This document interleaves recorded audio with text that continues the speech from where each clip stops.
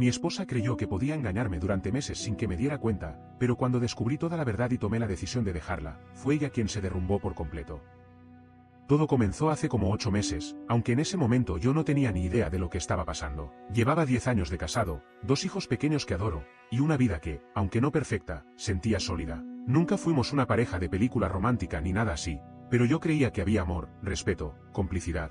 Hacíamos planes. Compramos una casa hace 3 años en las afueras de Charlotte, Carolina del Norte, y aunque la hipoteca me tenía hasta el cuello, me sentía afortunado. Ella tenía su trabajo como analista financiera en una firma local y yo tenía mi pequeño negocio de reparaciones eléctricas. Nada glamuroso, pero nos daba lo suficiente para vivir bien. El primer indicio de que algo no andaba bien fue una desconexión emocional rara, casi imperceptible al principio. Empezó a usar más su celular. Decía que eran cosas del trabajo, que estaba abrumada, que necesitaba su espacio. Yo no soy el tipo controlador, así que no le di demasiada importancia. Quise creerle. Pensé que solo era una etapa.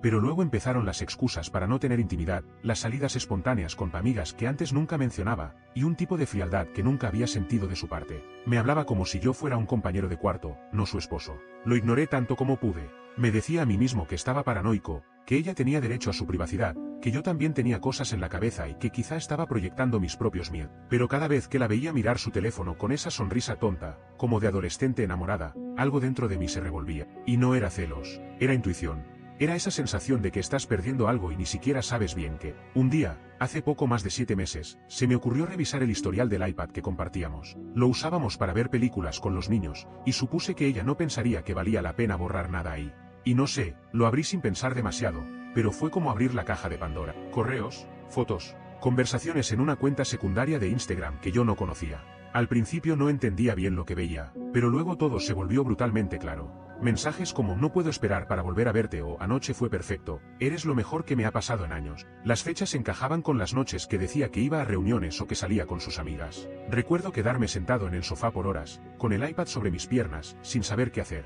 No lloré, no grité, solo me quedé ahí, con una sensación de vacío tan profunda que sentía que me iba a hundir para siempre. Pensé en despertarla y gritarle en la cara, pensé en llevarle el iPad y pedirle explicaciones, pero no lo hice. Me fui al garaje, abrí una cerveza, y me quedé ahí hasta que amaneció.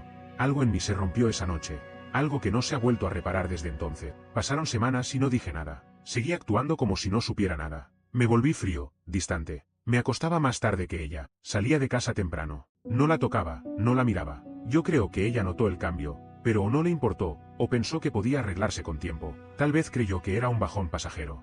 Lo que no sabía era que yo ya estaba haciendo mis planes. Empecé a documentar todo. Capturas de pantalla, correos, fechas. Hablé con un abogado. No fue fácil, pero logré contratar a uno con experiencia en divorcios en Carolina del Norte. Me explicó mis derechos, lo que podía esperar, cómo proteger a mis hijos. Empecé a guardar dinero en una cuenta separada. Incluso hablé con una terapeuta por mi cuenta, porque honestamente me estaba consumiendo la rabia. Pero lo que más me dolía no era la traición, sino darme cuenta de que todo lo que había construido con ella, no significaba nada. Me casé con alguien que pensé que era mi hogar. Pero mi hogar me estaba apuñalando por la espalda. Y mientras tanto, ella seguía con su doble vida. Me decía que me amaba, que estaba estresada, que necesitaba tiempo. Me abrazaba por las mañanas. Me dejaba mensajes en el espejo con el vapor de la ducha. Te amo.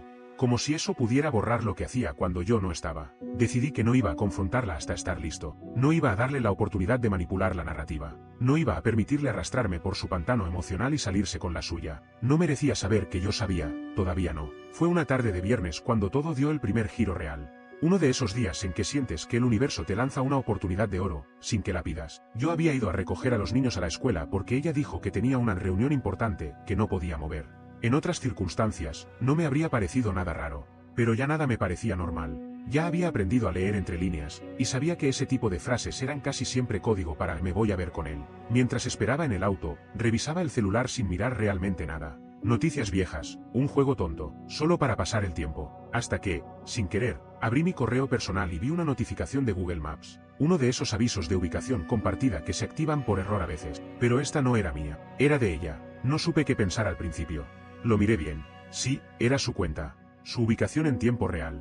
Por alguna razón, su teléfono había comenzado a compartirla conmigo desde su cuenta de Gmail. Supongo que fue un descuido, tal vez algo que activó sin querer. Pero ahí estaba, su punto azul, moviéndose lentamente, lejos del centro, lejos de la oficina, lejos de todo lo que tenía sentido. No dudé.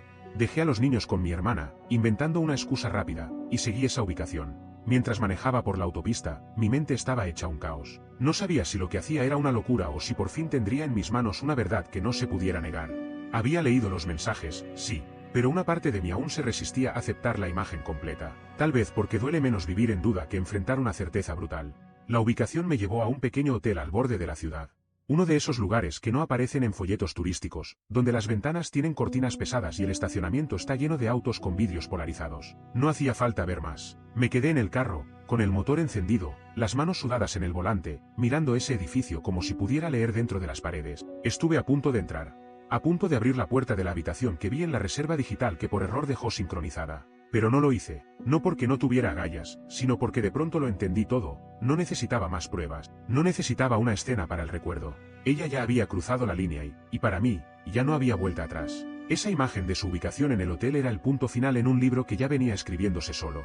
Me fui sin decir nada. Esa noche, ella llegó tarde a casa. Usó la misma excusa. Dijo que se extendió la reunión, que estaba agotada, que se quería dar una ducha. No me miraba a los ojos. Yo solo asentía. Ya no sentía enojo. Sentía algo peor, desapego, como si estuviera hablando con una extraña, como si la mujer con la que compartía la cama ya no existiera.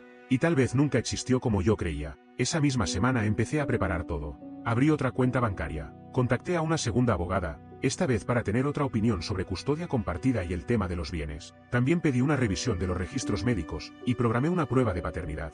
No porque creyera que mis hijos no eran míos, pero después de todo esto, no podía dejar ningún cabo suelto. Nada. Necesitaba certeza. Por mí. Por ellos. Por mi cordura. Y entonces, como en una jugada del destino, pasó algo que no esperaba. Me reencontré con alguien del pasado. Una amiga de la universidad. No fue algo planeado. Nos topamos en una tienda mientras buscaba cosas para un proyecto con mis hijos. Ella me reconoció al instante, y me saludó con una mezcla de sorpresa y calidez que me desarmó. Hablamos como 20 minutos ahí mismo, entre estantes de útiles escolares. Me preguntó cómo estaba, y mentí. Le dije que todo bien. Ella no me creyó, pero no insistió. Me dio su número y me dijo que sería bueno ponernos al día algún día. Le dije que sí, aunque no pensé en escribirle. Pero lo hice, no porque estuviera buscando nada, no porque necesitara un reemplazo. Lo hice porque fue la primera vez en meses que alguien me hablaba sin que hubiera una capa de mentiras flotando en el aire. Fue refrescante, humano. Me sentí visto otra vez, no como esposo, ni como papá, ni como proveedor, como persona. Y fue ahí cuando lo supe. Era hora de actuar, de dejar de fingir. De dejar de esperar que el barco se enderezara solo mientras el agua nos llegaba al cuello. Esa misma noche, mientras ella lavaba los platos como si nada, le pedí que se sentara, que necesitábamos hablar. Me miró confundida, casi nerviosa, como si una parte de ella supiera que algo venía. Le dije que ya sabía todo, que sabía de su aventura, que no necesitaba explicaciones, que hacía meses que había dejado de ser mi esposa en la práctica, aunque aún compartiéramos casa. Le dije que la quería fuera, que iba a proceder con el divorcio, que ya estaba en marcha. Al principio no reaccionó. Me miraba como si no entendiera las palabras. Luego se rió. Una risa hueca. Me preguntó si estaba bromeando. Le dije que no y ahí sí. El rostro se le cayó como un castillo de naipes. Puso las manos sobre la mesa. Bajó la cabeza. Y empezó a llorar. No eran lágrimas suaves. Era una especie de sollozo crudo, casi animal. Me decía que lo sentía.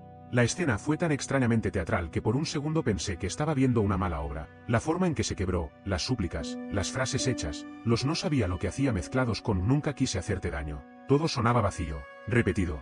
Como si hubiese practicado esas líneas en su cabeza por semanas, sabiendo que este momento podía llegar y esperando, quizás, que no fuera tan real cuando finalmente pasara. Pero lo era. Y yo estaba ahí, frío, seco, escuchándola rogar como si eso pudiera borrar meses de engaño. Me pidió una segunda oportunidad. Una conversación, una sesión de terapia, aunque fuera una. Yo no le grité, no levanté la voz, no le lancé nada en la cara, solo la miré, y le dije que lo nuestro se había acabado hace mucho tiempo, que lo único que quedaba ahora era organizar lo necesario para no arrastrar a nuestros hijos a un infierno de drama. Me dijo que era injusto, que yo no podía decidir eso solo. Me reí en su cara. Le dije que sí podía, que ya lo había decidido. Que esto no era una democracia, no después de lo que ella hizo, y entonces, como quien lanza un último cartucho, empezó a decir que fue un momento de debilidad, que el tipo no significaba nada. Me dijo que lo había terminado hace más de un mes, que se dio cuenta de que lo que quería era a su familia, que estaba confundida, que fue una idiotez. Todo eso mientras yo me servía un vaso de agua y asentía sin mirar. No sé cuánto de lo que dijo era verdad, y francamente, ya no me importaba. Esa noche dormí en el sofá. Ella se quedó en la habitación. Lloró por horas. La escuchaba a través de la puerta cerrada.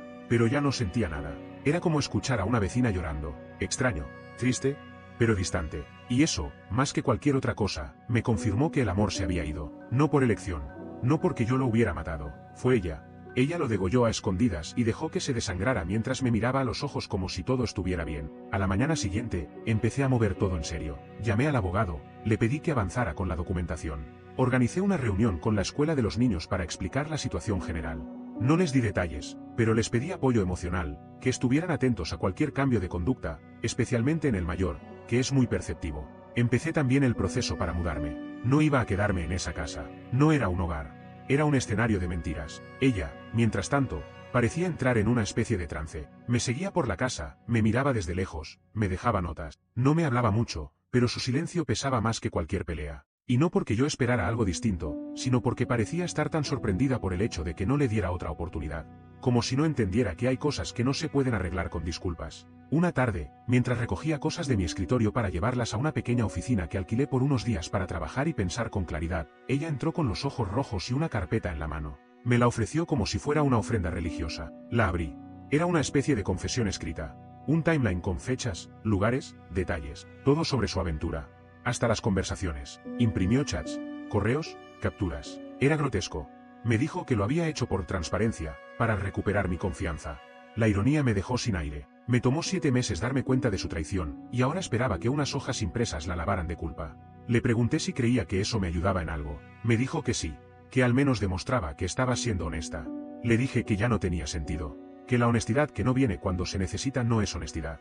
Es control de daños. Y eso era lo que estaba intentando, minimizar el daño, no asumirlo. Los días siguientes fueron un desfile de lo patético. Se ofreció a firmar un acuerdo sin pelear por bienes. Me dijo que renunciaba a cualquier pensión. Que podíamos compartir la custodia como yo quisiera. Que solo quería que la escuchara, que la perdonara. Me pidió que fuéramos a terapia de pareja. Me propuso incluso algo que me pareció surrealista, una relación abierta temporal, donde yo podía sanar mientras ella esperaba por mí. Le pregunté si se escuchaba, si tenía idea de lo rota que estaba su propuesta. Me dijo que no sabía qué más hacer. Y, sinceramente, ahí sentí pena. No por ella, sino por lo vacía que debía sentirse para pensar que eso era amor, que eso era redención, que yo podía simplemente reconfigurarme emocionalmente y dejar todo atrás. En medio de todo eso, retomé contacto con la amiga de la universidad. Hablamos un par de veces por teléfono. Conversaciones largas, pero limpias. Me escuchaba sin juzgar, sin opinar demasiado. A veces solo estaba ahí, en silencio, mientras yo desahogaba mi rabia y mi frustración. Le dije que no estaba listo para nada, que no buscaba una relación. Y me dijo algo que me quedó grabado. Nadie busca algo cuando está en ruinas, pero las ruinas también son tierra fértil, si se trabaja bien. No sé si tenía razón. Pero fue la primera vez que sentí algo parecido a esperanza en mucho tiempo. Mientras tanto, mis hijos empezaban a notar el cambio. Son chicos, pero no tontos. El pequeño preguntó por qué dormía en el sofá. El mayor me miraba con los ojos llenos de preguntas que no se atrevía a hacer. Así que me senté con ellos. Les hablé sin entrar en detalles, pero con claridad. Les dije que mamá y papá iban a vivir en casas separadas, que los amábamos muchísimo, que nada era culpa suya. Les aseguré que íbamos a estar con ellos siempre, que no los íbamos a abandonar. Después de aquella conversación con los niños, algo cambió. En mí, sobre todo. Fue como si al hablar con ellos desde la verdad, aunque editada, aunque sin detalles sórdidos, yo mismo terminara de aceptar lo que estaba pasando. Ya no había espacio para la negación. Lo nuestro, nuestra familia como yo la conocía, ya no existía. Quedábamos nosotros tres, los niños y yo, agarrados con fuerza a una balsa mientras el barco se hundía atrás. Ella era parte del naufragio. Los días se volvieron una mezcla entre trámites y silencio. Yo vivía medio instalado en la oficina que había alquilado, y a veces me quedaba a dormir ahí para no verla. Ella seguía en la casa, porque aún no habíamos terminado de arreglar la separación de bienes, pero ya casi no hablábamos. Solo lo necesario. Los horarios de los niños, algún tema de logística. El resto del tiempo, era como si dos fantasmas compartieran el mismo espacio físico. Hubo una noche, sin embargo, que todo se volvió aún más extraño. Yo estaba en la cocina, preparando algo rápido para cenar, cuando escuché pasos detrás de mí. Era ella. No tenía maquillaje, ojeras marcadas, pelo atado de cualquier manera. Llevaba semanas deshecha, pero esa noche había algo distinto en su cara. No era tristeza, era miedo. Me pidió que habláramos, que le diera una hora, solo una, que necesitaba decirme algunas cosas. Le dije que no tenía interés en repasar nada, que ya todo estaba dicho. Pero insistió. No gritó, no suplicó. Solo dijo que me debía explicaciones reales, y que yo tenía derecho a saber la verdad completa, no solo lo que yo había descubierto. Accedí. Por morbo, por cierre, por curiosidad. No lo sé. Tal vez una mezcla de todo. Nos sentamos en la sala, como dos extraños teniendo una conversación incómoda en la sala de espera de un hospital. Y entonces comenzó. Me contó que la aventura había empezado después de una fiesta de su trabajo. Que él, el otro tipo, era casado también. Que no había amor, no al principio. Fue de admiración lo que sintió por él, según sus palabras. Admiración por cómo la escuchaba, cómo la hacía sentir vista. Me dijo que al principio se sintió culpable, pero que luego lo justificó en su cabeza de mil maneras. Que se convenció de que el matrimonio estaba estancado. Que yo ya no era el mismo. Que no la tocaba igual. Que estaba distante. Cuando dijo eso, solté una risa sarcástica sin querer. ¿Distante? ¿Yo? Claro que estaba distante, pero fue después de que empezaste a engañarme, no antes. Le dije que si se sentía sola, si necesitaba algo, había mil formas de decirlo, que traicionar no era una solución, era una decisión. Una cobarde, además. Ella bajó la cabeza. Me dijo que no esperaba que yo la entendiera, que ni siquiera esperaba que la perdonara. Solo quería dejar las cosas claras, que había terminado con él hacía un mes y medio, cuando empezó a notar que yo ya no era el mismo, que cuando sintió que me estaba perdiendo, se asustó, que rompió el contacto, que lo bloqueó de todos lados, que pensó que podía salvar nuestro matrimonio si actuaba rápido, pero lo rápido llegó demasiado tarde. El daño ya estaba hecho. Yo le pregunté si el otro tipo seguía casado. Me dijo que sí. Le pregunté si la esposa de él sabía algo. Dijo que no y entonces le lancé la pregunta que llevaba semanas masticando. ¿Vas a decirle tú o quieres que lo haga yo? Se quedó en silencio. Luego me preguntó si hacerlo cambiaría algo entre nosotros. Le dije que no lo haría por reconciliación, sino por decencia, que era lo mínimo. Me dijo que lo pensaría, que necesitaba tiempo. Le respondí que no había tiempo, que si no lo hacía ella, lo haría yo. Y así fue. 2 días después, contacté a la esposa del otro hombre. Le escribí por redes. Le dije que era urgente, que tenía información que debía conocer. Me respondió esa misma noche. Nos reunimos en una cafetería neutral. Le mostré parte de las pruebas. No le di detalles de todo, pero fue suficiente. Ella se quedó helada. Me agradeció por decírselo. Me dijo que ya lo sospechaba, que algo no encajaba desde hacía tiempo. Se fue con el rostro duro, sin lágrimas. Supongo que ella también llevaba meses preparándose para una bomba como esta. Volví a casa con una extraña sensación de justicia. No alegría. No revancha. Solo justicia. Como si el equilibrio del universo se hubiera restablecido un poco, aunque fuera mínimo. Ese mismo fin de semana, mi esposa, mi ex, porque ya no la sentía mía, recibió una llamada del trabajo. Me enteré por accidente, porque ella hablaba en voz alta desde el patio. Al parecer, el tipo también trabajaba en su misma empresa.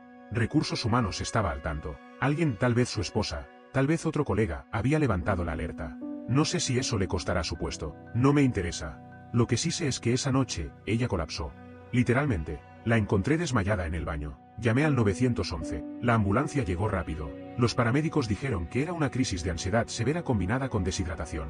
Me sentí mal por ella. Claro, no soy un monstruo, pero también sentí un asco profundo de todo lo que había llevado hasta ese momento. Ese derrumbe no fue casualidad, fue consecuencia. Pasó 2 días en observación. Yo estuve con los niños, no les conté todo, pero les dije que mamá estaba enferma, que necesitaba descansar. Los llevé al parque, jugamos como si nada pasara. Como si el mundo no se estuviera desmoronando en silencio. Después de que ella regresó del hospital, algo cambió en el aire. No fue una transformación de película, ni un momento de redención. Fue más bien como si hubiera cruzado una línea invisible hacia otro plano de realidad. Ya no hablaba mucho. Caminaba por la casa como si no supiera qué hacer con sus manos, ni con sus pensamientos. Dejaba los platos a medio lavar, empezaba frases que no terminaba. No había más súplicas. Ya no me pedía que reconsiderara. Era como si de pronto hubiese aceptado a la fuerza que esto ya no tenía regreso, que había matado lo que teníamos y ahora le tocaba recoger los pedazos. Y yo estaba raro. Porque en teoría eso era lo que quería, que ella entendiera. Que dejara de actuar como si un perdón pudiera arreglar 7 meses de traición. Pero cuando lo vi en sus ojos la derrota, la culpa pegajosa, la conciencia del daño hecho, me sentí mal. No por ella, por mí. Porque me había vuelto un tipo tan golpeado por todo esto que ni siquiera podía alegrarme de tener la razón.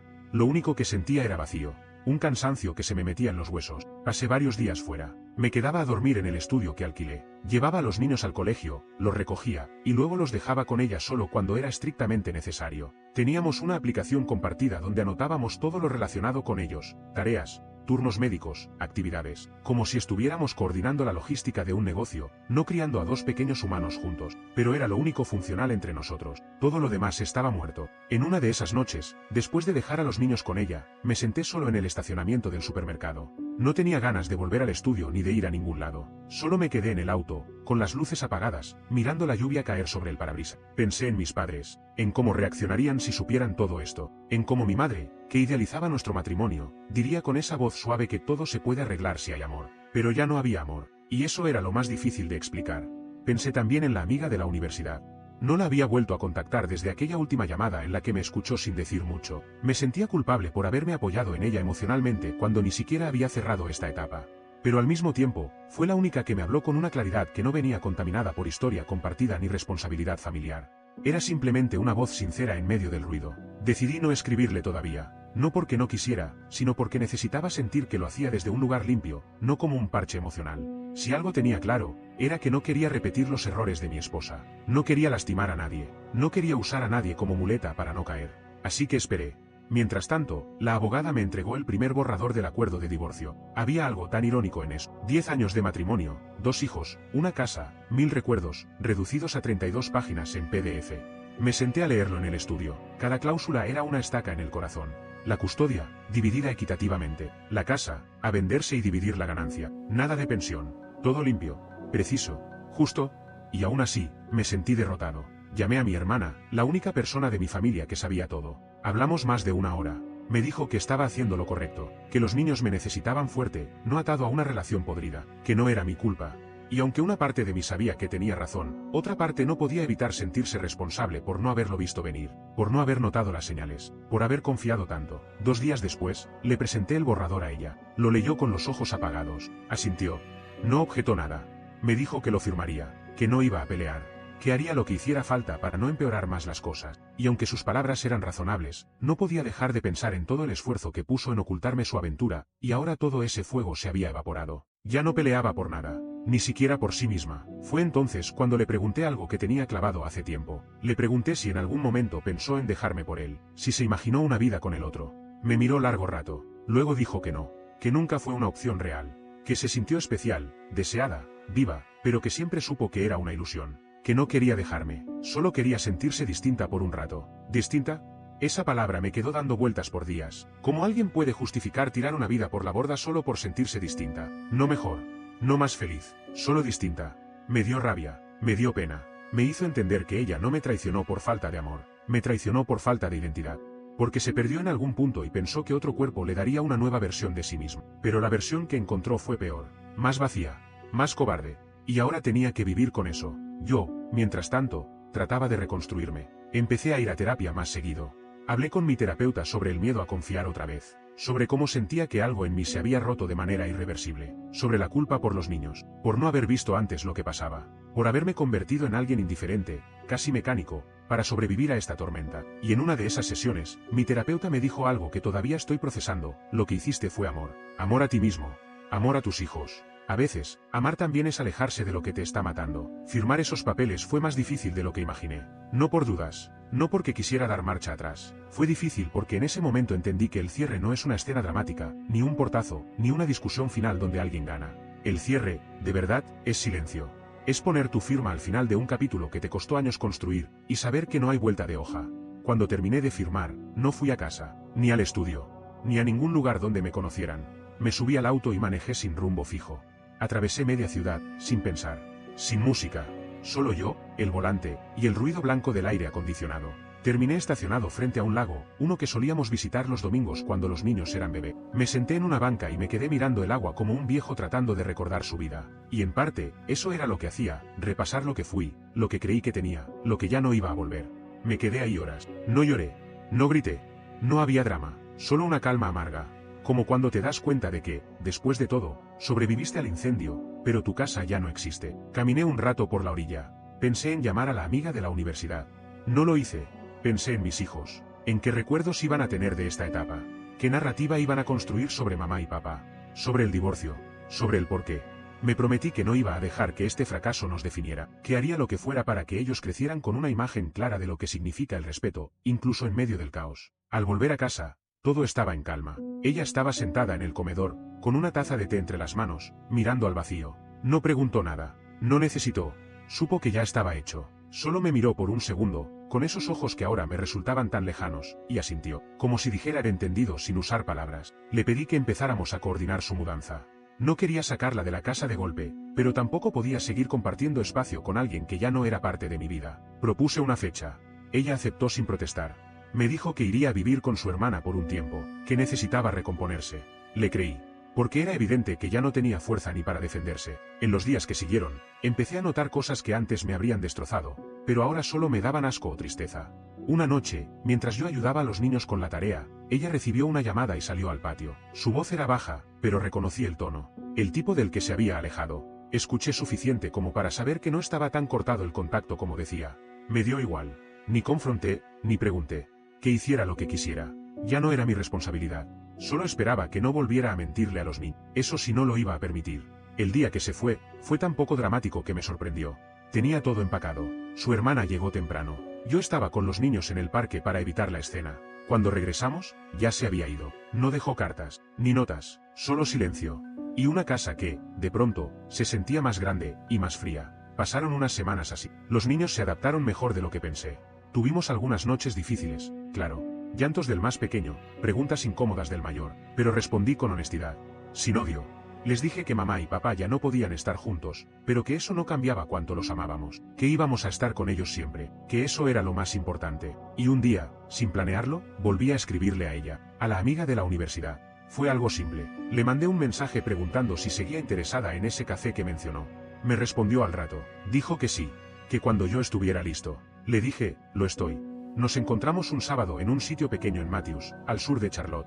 Un lugar tranquilo, nada pretencioso. Hablamos por horas. Me contó de su vida, yo le conté lo esencial de la mía. No le di todos los detalles, pero sí los suficientes para que entendiera desde dónde venía. No fue una cita. Fue una conversación entre dos personas que se reconocen en sus heridas, que no esperan milagros, ni cuentos de hadas, que solo quieren volver a creer que es posible construir algo, aunque sea desde las ruinas. Y por primera vez en mucho tiempo, sentí algo parecido a ilusión. No amor.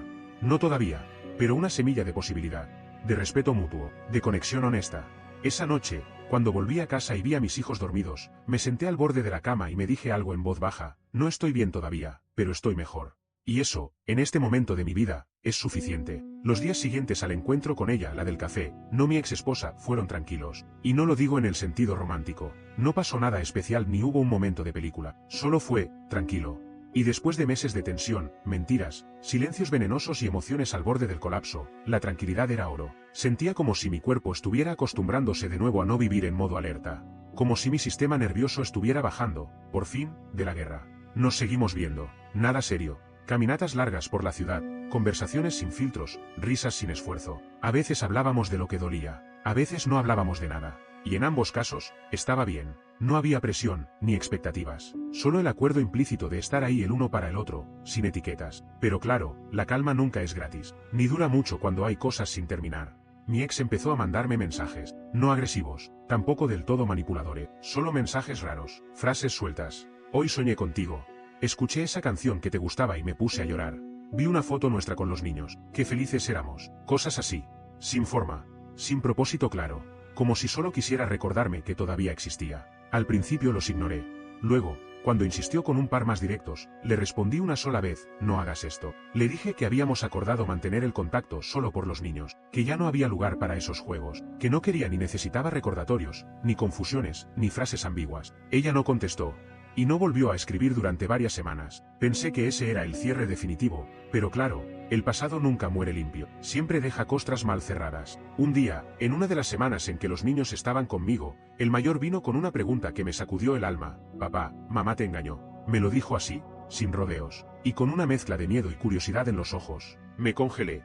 Respiré hondo. Le pregunté dónde había escuchado eso. Me dijo que un compañero de la escuela, que su mamá se lo comentó, que la señora de la dirección había dicho algo delante de otros adultos. El chisme había llegado a oídos pequeños, como siempre pasa. Ahí fue cuando entendí que por más que yo cuidara cada paso, cada palabra, el mundo no iba a proteger a mis hijos. Tendría que hacerlo yo, y tendría que hacerlo bien. Así que hablé con él, con calma, sin meter odio.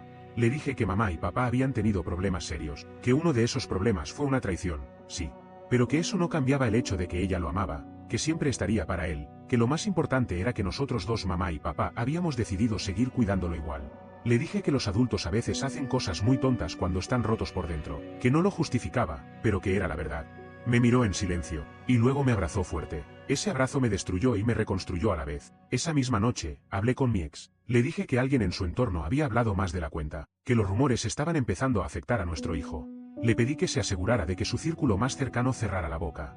No porque yo quisiera cubrirla, sino porque no iba a permitir que nuestro hijo pagara el precio de nuestras decisiones. Ella lloró.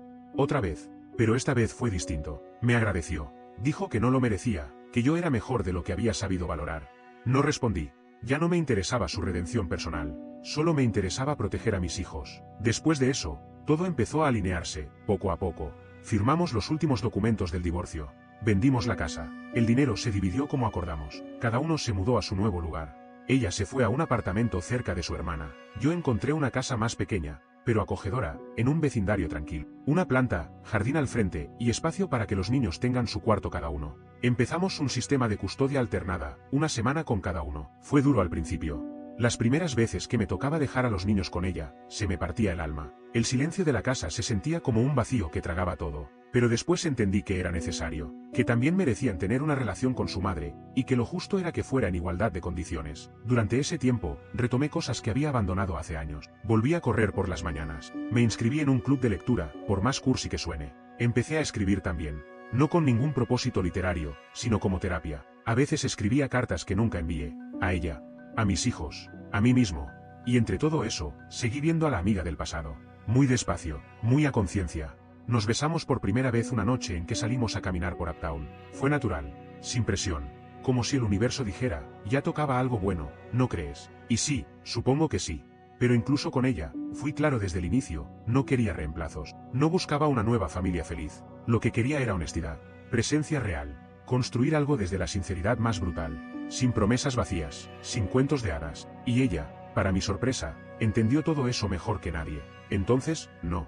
No fue un y vivieron felices para siempre. No fue una historia de venganza ni una redención de película. A veces me despierto y por unos segundos creo que sigo en mi antigua vida. Que el cuarto oscuro es la misma habitación que compartíamos. Que los ruidos de la casa son los de antes. Que en cualquier momento ella va a entrar con una taza de café y la cara hinchada de sueño. Pero después abro los ojos, veo el nuevo lugar, los muebles diferentes, la ausencia de su perfume en el aire, y recuerdo. No con dolor, no con rabia. Recuerdo con una especie de aceptación tranquila. Como cuando ves una cicatriz en tu piel y ya no duele, pero sabes exactamente cómo llegó ahí.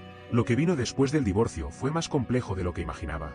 Uno cree que cerrar un ciclo significa dejar todo atrás, pero no es tan simple. Hay momentos donde el duelo regresa sin aviso, como cuando llevas a tu hijo a una función escolar y ves a otros padres juntos, o cuando encuentras una vieja foto en una carpeta olvidada, o cuando tu hijo dice algo que claramente repite de su madre y por un segundo se te cruzan memorias, como un déjà vu emocional. Pero en todos esos momentos, hay algo nuevo, algo que no tenía antes, claridad. Yo sé quién soy, sé lo que hice, sé hasta dónde di todo lo que tenía, y también sé que perdonar no significa volver, significa soltar. Y yo solté, no por ella, por mí, por mis hijos, porque si algo me enseñó todo esto, es que uno no puede cargar con el veneno del pasado si quiere construir un futuro digno. Ella, por su parte, ha seguido su camino. Tiene un trabajo nuevo, supe que dejó la empresa después de todo el escándalo y aunque sigue cerca por los niños, se mantiene al margen. Me ha escrito un par de veces desde entonces, más formales, más medidas, y está bien. Supongo que con el tiempo también está encontrando su centro. No soy quien para juzgar qué hace con su vida, mientras no afecte a nuestros hijos. Y sobre los niños, han sido mis salvavidas. Sus risas, sus preguntas locas, sus momentos de ternura espontánea. Me hicieron recordar que aunque perdí una relación, no perdí todo. De hecho, gané una nueva versión de mí mismo como padre. Ahora soy más presente, más atento, más emocionalmente disponible. No porque antes no los amara, sino porque antes estaba enterrado en una rutina que me anestesiaba. Hoy, en cambio, cada minuto con ellos es consciente, y eso no lo cambio por nada. La mujer que conocí, la del pasado que volvió a mi presente, sigue ahí. No sé en qué va a terminar eso. No me apresuro. No la presiono. Tampoco me presiono a mí mismo. Hay días en que conectamos profundo, otros en los que simplemente hablamos de series malas y café. Pero hay respeto, hay verdad. Y eso ya es mucho más de lo que tuve en mi matrimonio durante años. La última vez que salimos, me dijo algo que me quedó grabado. Tal vez el amor no siempre es una flecha al corazón. A veces es una mano que te agarra cuando estás cayendo y no te suelta después. Y sí, puede que eso sea el amor maduro. El que llega sin fuegos artificiales, pero se queda cuando más lo necesitas. Hoy, meses después de que todo explotara, puedo decir que estoy en paz. No perfecto, no completamente curado, pero estable. Vivo en una casa que armé desde cero, con muebles que elegí yo mismo. Trabajo mejor, duermo mejor. Ya no salto cada vez que suena el teléfono. No reviso mensajes buscando pistas. No vivo con la paranoia de las dobles vidas. Y sobre todo, ya no me odio por no haber visto lo que estaba pasando. Aprendí que a veces las traiciones no se ven porque confiamos, porque amamos. Y eso no es un defecto. Es un riesgo que tomamos por creer en lo que estamos construyendo. Que haya salido mal no significa que estuvo mal intentarlo. No olvides dejar tu opinión en los comentarios, dejar tu like y compartir este video.